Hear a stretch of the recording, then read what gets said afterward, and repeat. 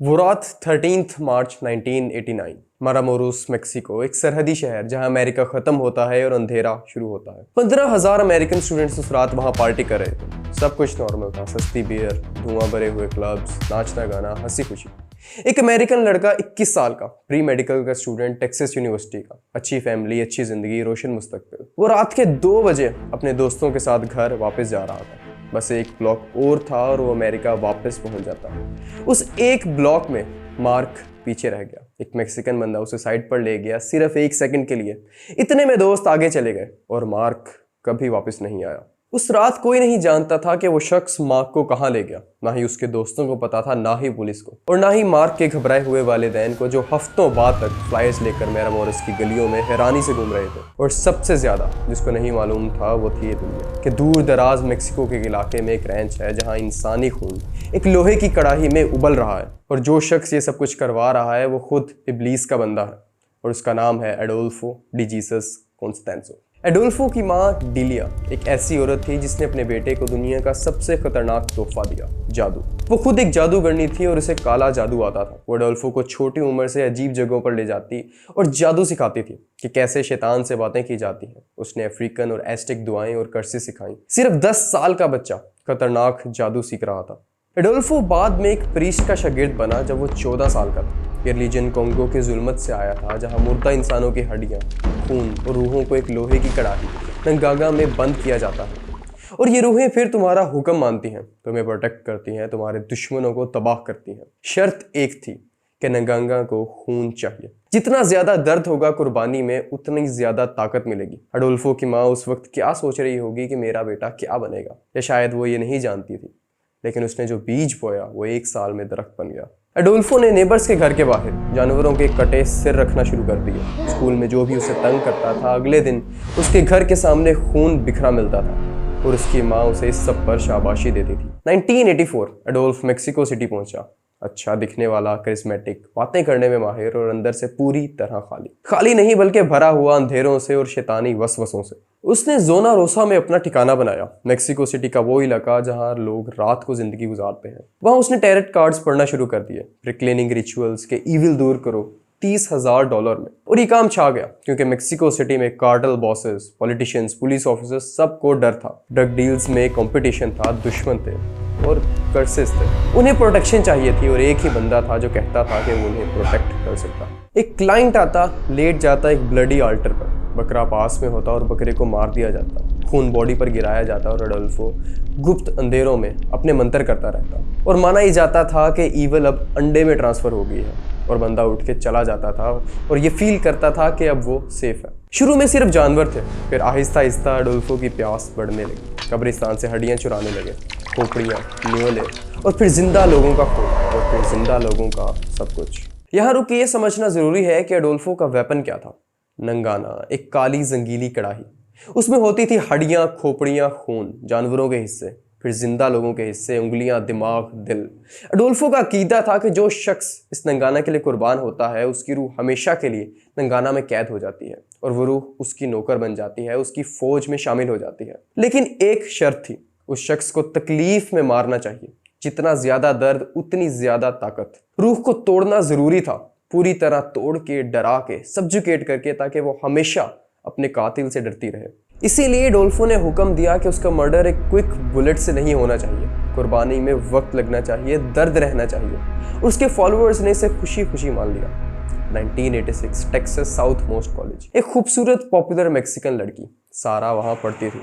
College की favourite, soccer team की booster, head club, faculty की प्यारी, लेकिन कोई नहीं जानता था कि वो रात के अंधेरों में सरहद पार क्या करती है। सारा की मुलाकात एडोल्फो से एक टैरेट कार्ड सेशन में हुई। फिर उसे ला मेड्रीना, गॉड मदर, बुला के उसे कल्ट की हाई प्रिस्टेस बना दिया गया। कॉलेज में by day sweet girl, ranch पर बाय नाइट वो खून के ऑल्टर्स के बीच खड़ी कैंडल्स के अंदर रिचुअल्स में हिस्सा लेती थी। सारा ने ही एडोल्फो को कार्टेल के अंदर पांव रखवाए। उसी के जरिए से सेराफिन हर्नांडेज तक पहुंचा और सेराफिन के चाचा इलियो हर्नांडेज एक बड़ा ड्रग लॉर्ड था और एडोल्फो को बिल्कुल वही चाहिए था। इलियो हर्नांडेज एक प्रैक्टिकल आदमी था, ड्रग स्मगलिंग, गन्स, पैसा।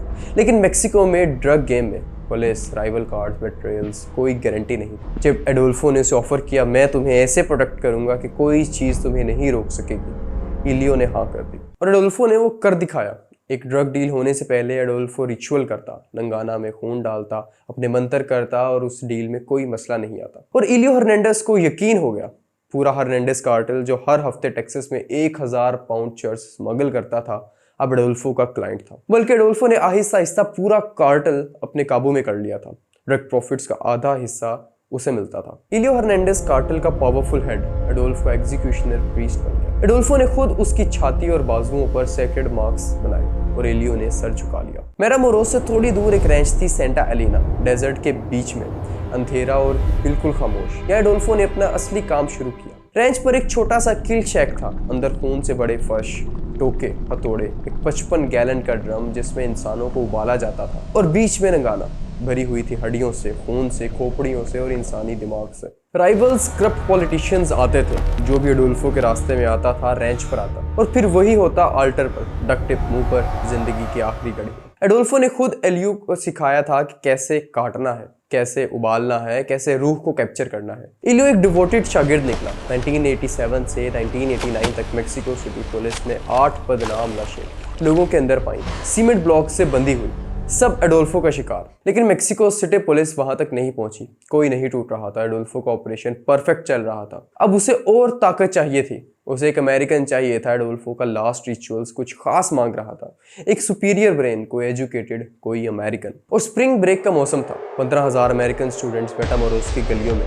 मार्च 13, 1989 रात के 2 बजे मार्क किलरॉय अपने दोस्तों के साथ वापस जा रहा था। एक ब्लॉक और था और वो अमेरिका में होता।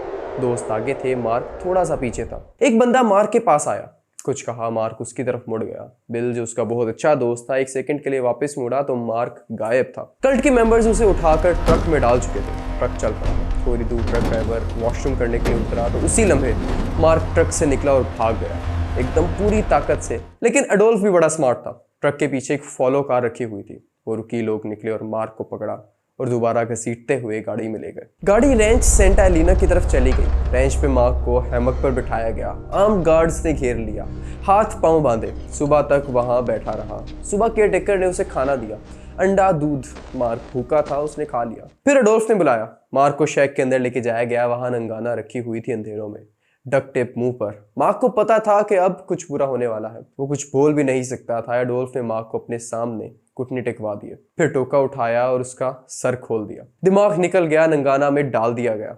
मार्क किलरॉय जो एक डॉक्टर बनना चाह रहा था, एक डार्क गॉड के लिए सुपीरियर ब्रेन बन गया। हफ्ते बीत गए। मार्क के पेरेंट्स ने मेटामोरोस की गलियां छान मारी, फ्लायर्स लगाए, $15,000 का इनाम।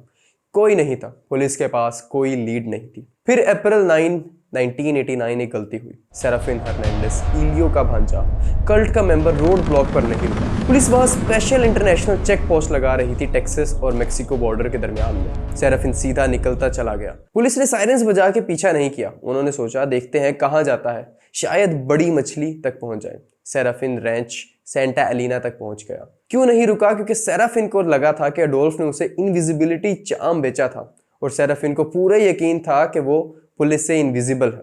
पुलिस ने रैंच का रेड किया, ड्रग्स मिली, गन्स मिली और फिर वो शैक। अंदर की बू इतनी शदीद थी कि पुलिस वालों को बाहर आना पड़ा।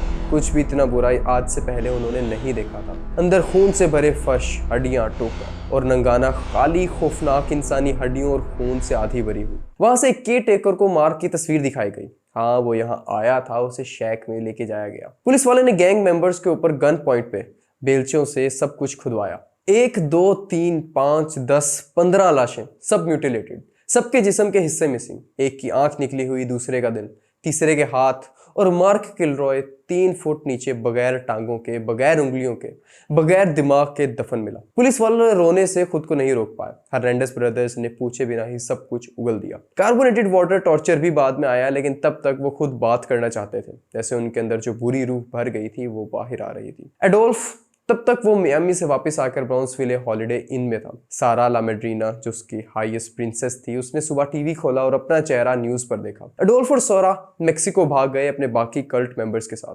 दुनिया का सबसे बड़ा मैनहंट शुरू हो गया। न्यूज चैनल्स हर जगह, क्यूबा का इब्लीस, नार्को सेटनिस्ट, मेक्सिको का गॉडफादर। लोगों ने उसे शिकागो में देखा, न्यू मेक्सिको में, एवरीवेयर। वो ऑलरेडी बूगीमैन बन चुका था। पुलिस ने मेक्सिको सिटी में उसके ठिकानों पर छापा मारा। ब्लडी आल्टर्स मिले, गे पॉन्ड मिला, हड्डियां मिली, लेकिन एडोल्फ एडोल्फो नहीं मिला। फिर एक बंदा एडोल्फो का एक जाना पहचाना कॉम्प्लेक्स एक सुपर मार्केट में दिखा। पुलिस ने उसे फॉलो किया और वो सीधा एडोल्फो के अपार्टमेंट ले गया। मेक्सिको सिटी का एक अच्छा नेबरहुड, पोश बिल्डिंग, अंदर एडोल्फो, सारा और कुछ फॉलोअर्स। पुलिस ने बिल्डिंग घेर ली। अंदर से एडोल्फो पागल हो रहा था। वो बंदा नहीं रहा था जो पूरे कार्टेल को अपनी मुट्ठी में लेकर चलता था। वो पैरानॉइड था, नींद नहीं थी, चीख रहा था, मंतर कर रहा था। उसने अपना पूरा पैसा चूल्हे पर रखा और आग लगा दी, तुम्हें नहीं मिलेगा। फिर उसने एक मेंबर अल्डुबे को बुलाया, मुझे मार डालो अभी, अगर नहीं मारा तो जहन्नुम में बड़ा बुरा होगा तुम्हारे साथ। अल्डुबे ने अल्डोफो की तरफ गन उठाई और ट्रिगर दबा दिया। एडोल्फो डे जीसस कॉन्स्टेंजो को 26 साल की उम्र में अपने ही फॉलोअर ने कत्ल कर दिया।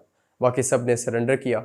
सारा को 62 इयर्स इन प्रिजन की सजा हुई। एलियो और सर्फिन हर्नांडेज को 67 इयर्स इन प्रिजन। पुलिस ने रेंच पर एक नेटिव शेमन को बुलाया ताकि उस जगह को प्योरीफाई किया जा सके।